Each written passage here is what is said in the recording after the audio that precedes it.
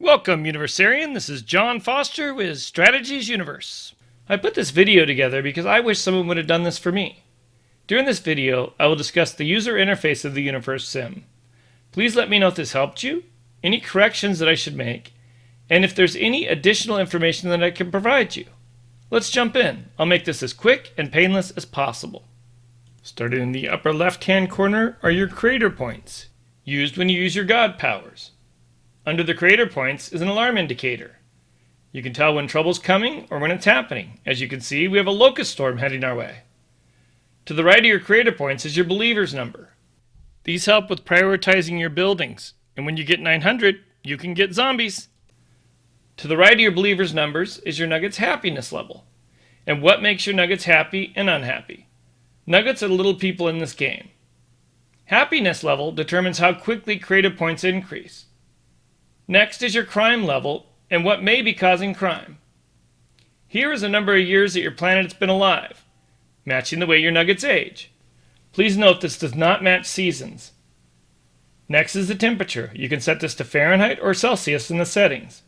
If you have the forecast tower, below temperature is an alarm that you can sound to send your nuggets for cover if disaster's on its way, like a locust storm.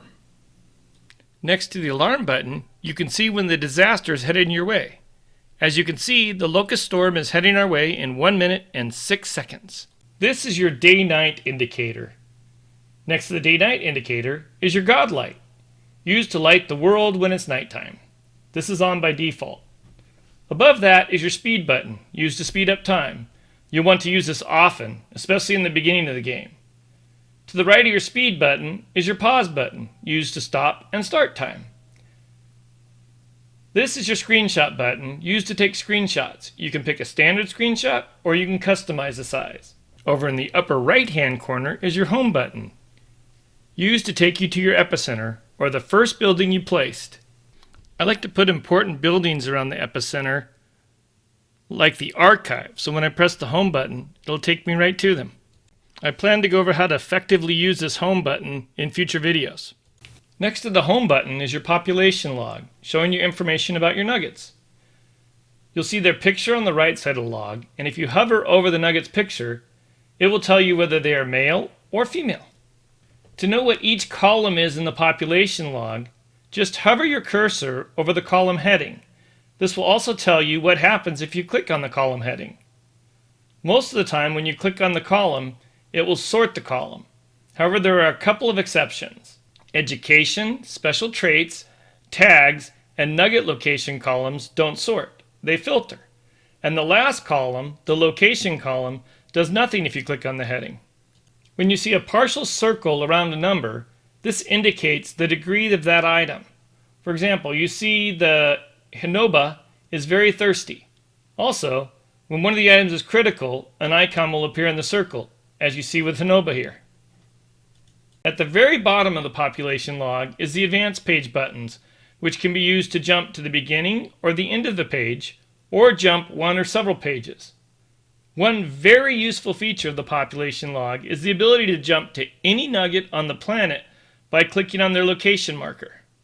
To the right of the population log is the total number of nuggets on your planet. If you hover over this number, another information will be brought up, showing total number of nuggets on the planet, how many of your nuggets are unemployed, how many of your nuggets are educated, how many educated nuggets are required, for example, to create a building, how many are injured or sick, they either need help or go to the hospital, how many are unmarried, this is very important and I'll go over this in a future video, and how many believers you have.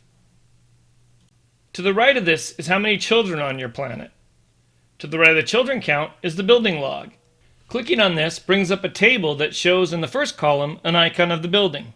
If you click on this icon, it takes you to the building, similar to what happened if you clicked on the location icon in the population log.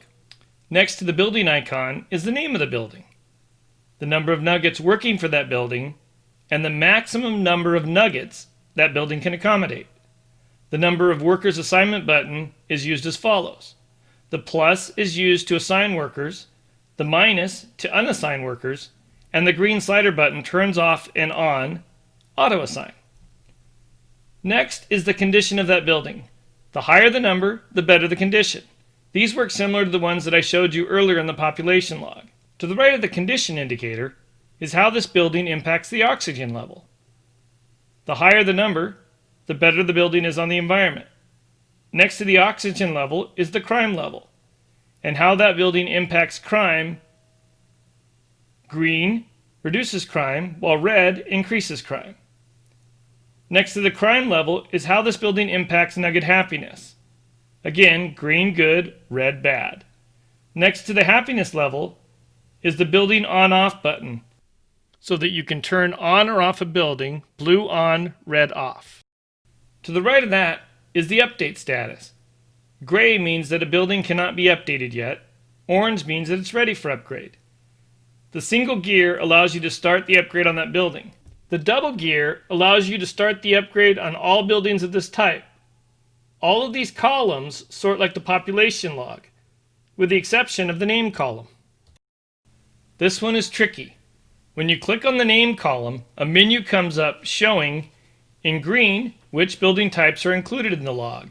By clicking on a building type, you can select which building types show in the log, or you can deselect and remove a building type from the log.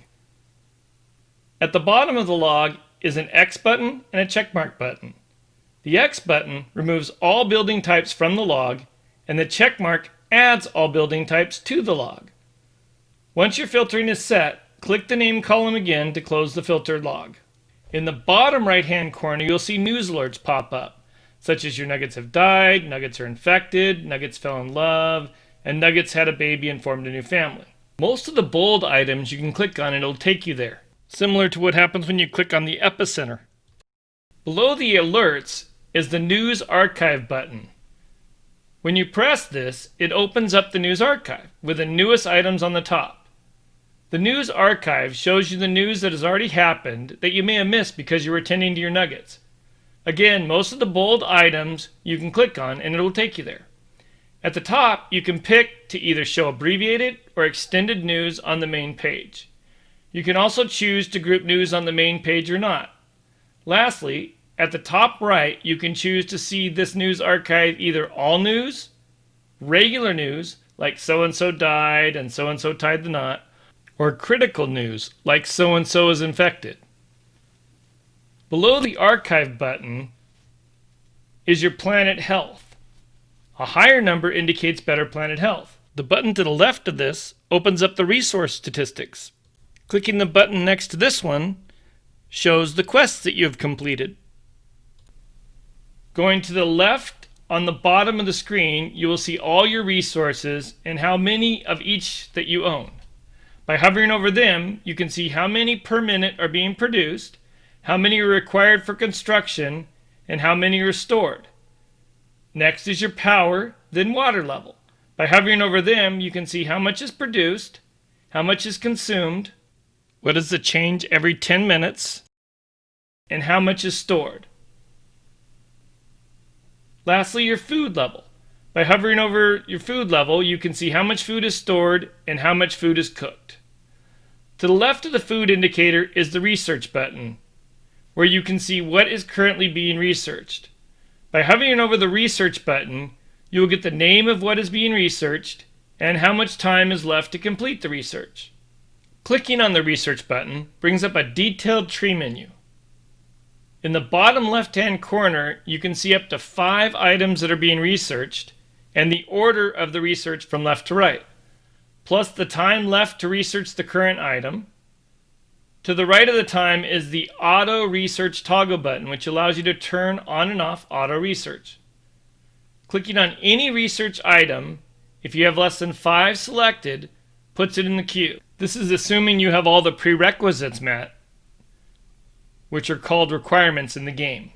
Hovering over any research item shows you the time it will take to research, a description, effect, and requirement or prerequisite.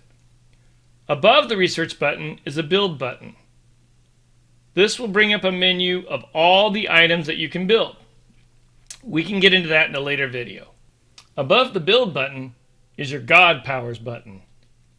These God powers can also be accessed by using the tab or the middle mouse button. If you use the tab or the middle mouse button, you will use the mouse wheel to pick the God power. While playing the game, icons will show above buildings and people indicating different things, but we'll get into that in a future video.